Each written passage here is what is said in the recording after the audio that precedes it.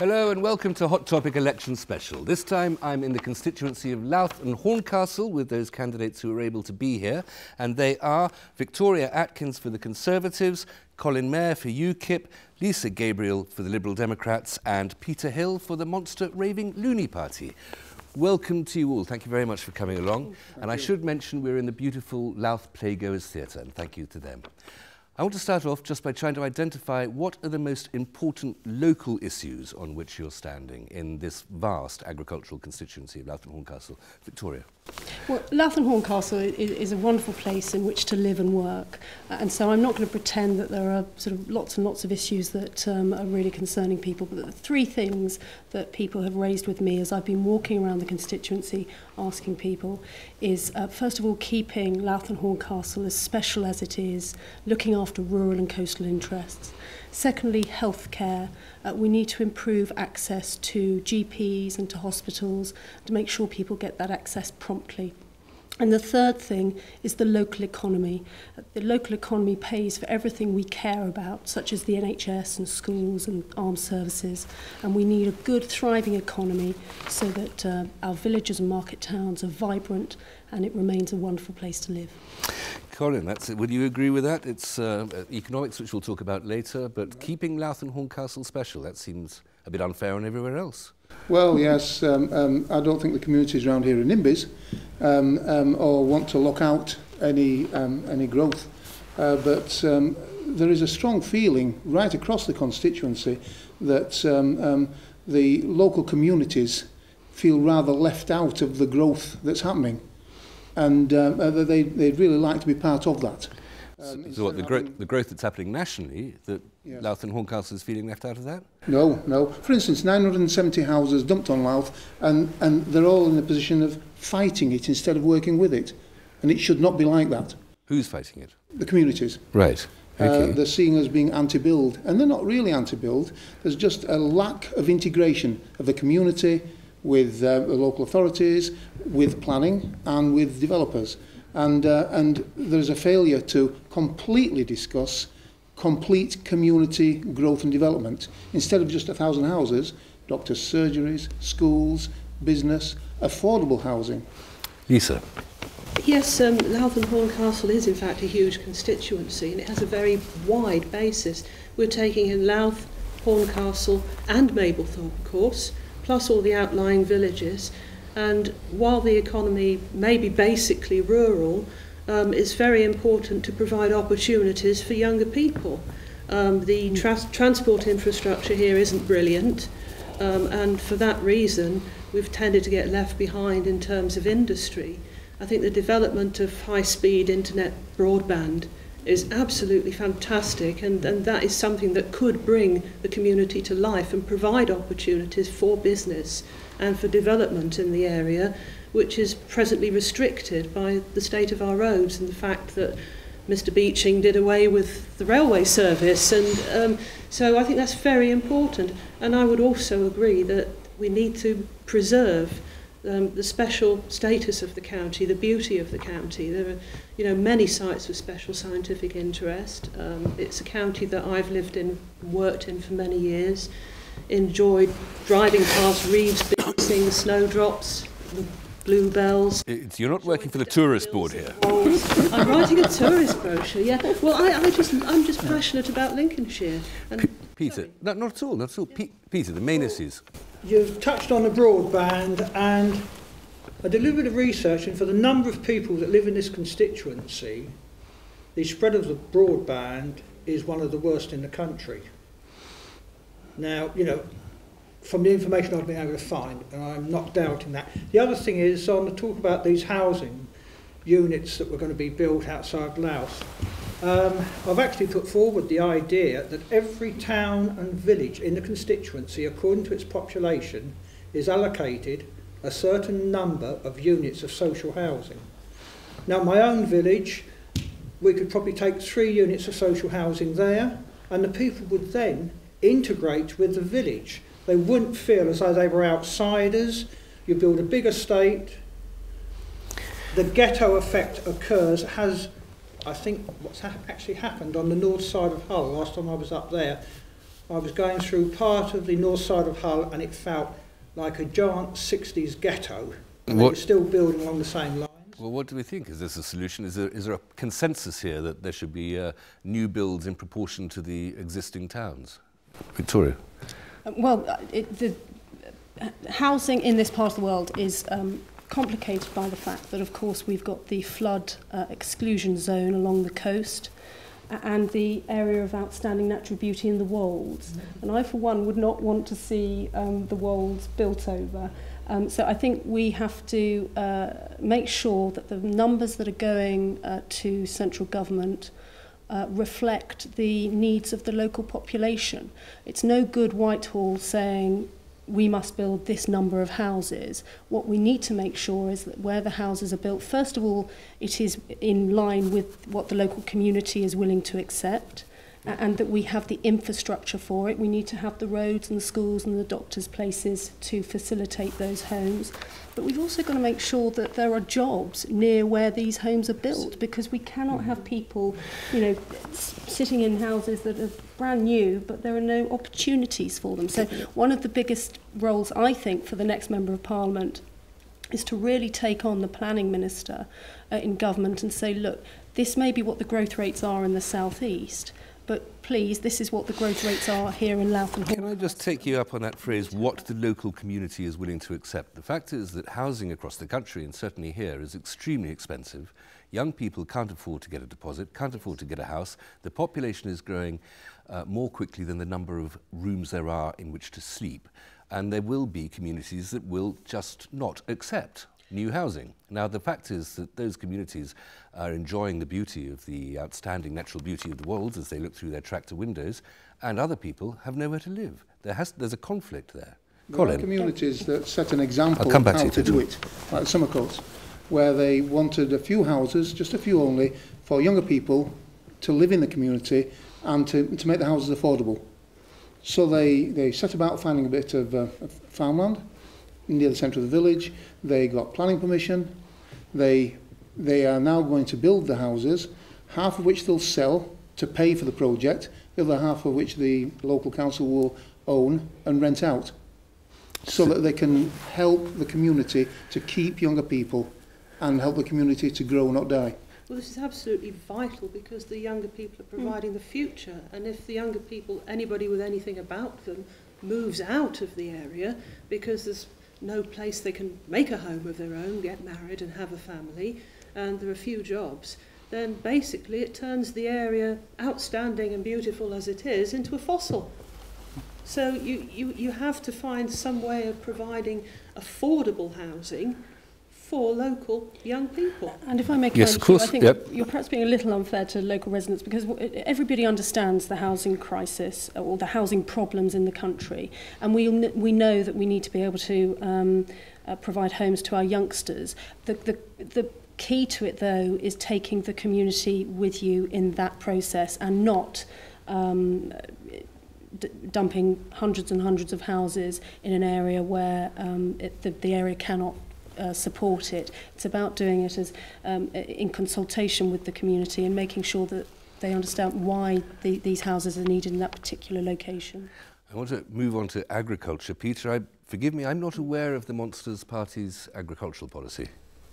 Well, apart from our famous one about making certain animals protected species, like unicorns, so if we can find a breeding pair, we can corner the market. Now, what we think at the moment, we hear a lot, especially from our dairy farmers, that they are being put out of business because the big supermarket chain and suppliers are buying in, I think it's from Poland, is it, the milk's coming? At such a low cost, it's worth transporting it right across Europe, across the Channel, and all around this country, than keeping our own dairy farms going. I think we need to get back to where there are fixed farm gate prices, so that the farmers know, say, for a 1 or 2 year period, exactly what they're going to get paid.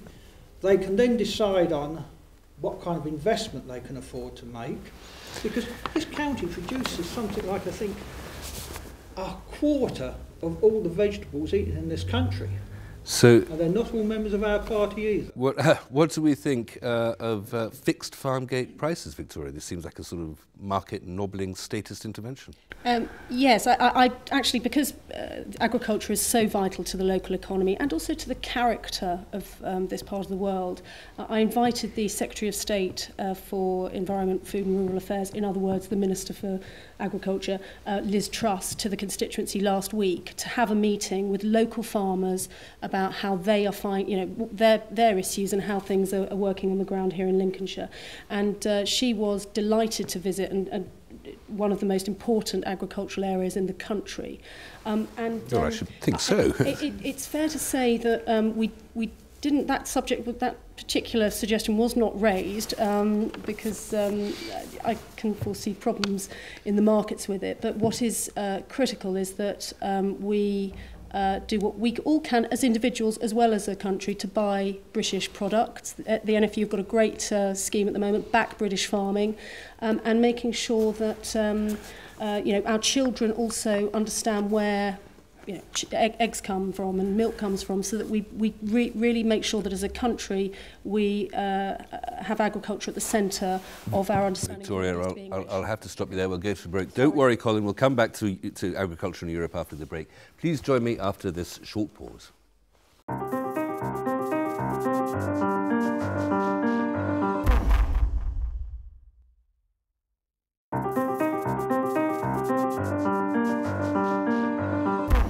Welcome back to Hot Topic Election Special. I'm in the constituency of Louth and Horncastle with all those constituents, with all those candidates who could come. We were just talking about agriculture, Colin. There would be no agriculture in this country were it not subsidised by the European Union, would it? Well, there was agriculture before 1975. I personally saw what happened when we joined the EU, or the Common Market, sorry. Wheat was £25 a tonne. And within 3 years, wheat was £100 a tonne, ex-farm. And then we had inflation, guess what? There are other reasons, of course. OPEC were to blame for a lot of that. But farmers did rather well out of it. That's the era in which we saw the 2,000-acre farm appear. The great latifundia of Lincolnshire. It's just a way of funding. It's just a way of making people who are already asset rich even richer. But now it's changed. But if you talk to farmers in Lincolnshire, you'll find that the average farm size in Lincolnshire has actually grown, and the average is about 2,300 acres. But the average owner doesn't do any farming. But the point is that so many people in the constituency for which you're standing depend for their livelihood on agriculture, and agriculture itself depends on Europe, that your UKIP's policy of withdrawal from Europe would be awfully damaging to this constituency. Where do you think the farm subsidies come from? I think they come from Europe. We send them to Brussels and they get sent back here. Well, are you sure that that farmers are not... you're suggesting that farmers are not getting more than they're paying in Lincolnshire? Than they're paying or that we're paying as a country? Than the farmers and the people employed by the farmers in this constituency? Yeah, there are only 2 people on a farm nowadays, not the 50 of the 1950s and before. But it's a whole industry. It's not just tilling the soil. It's the whole infrastructure that goes with it, the whole production and distribution infrastructure that goes with it. That's right. So it is a significant part of the economy of this constituency. Yeah, but it's only the farms that get the subsidy, not the suppliers to the farms, not the food industry. Yes, I've not got the maths in front of me now, but I've seen the maths, and we send enough money to Europe to pay the farmers and have a lot of pocket change as well. Forgive me, you've spent that money, I think this is on 24 different occasions, UKIP have said that how they would spend the money we would save on Europe. And so it can't all be promised to the farmers. It has been promised 23 times already to other people. And that's why the maths doesn't add up. I can't believe that.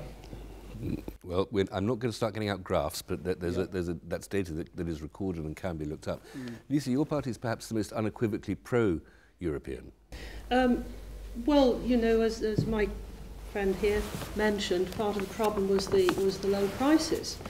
And one of the issues with rearing animals, which in the Wolds obviously is more important, is it tends to be more arable farming towards Spalding and areas like that. And here there's the animal aspect more.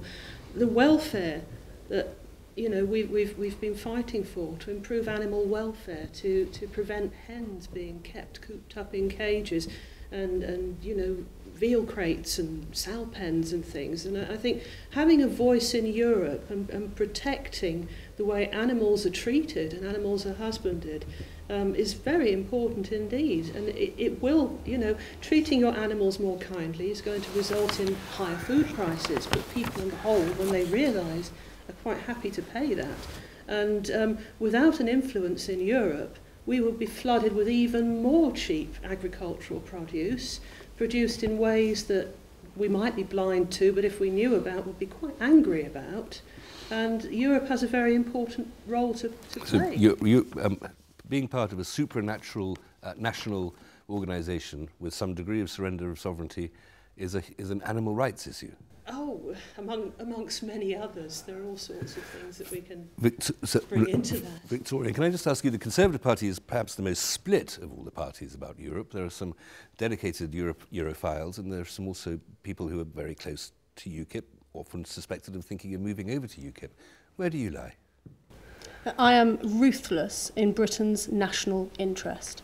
I think it is absolutely right that the Prime Minister has said that we should reform our relationship with Europe, because there are things about it that work, but there are also things about it that drive a lot of us crazy.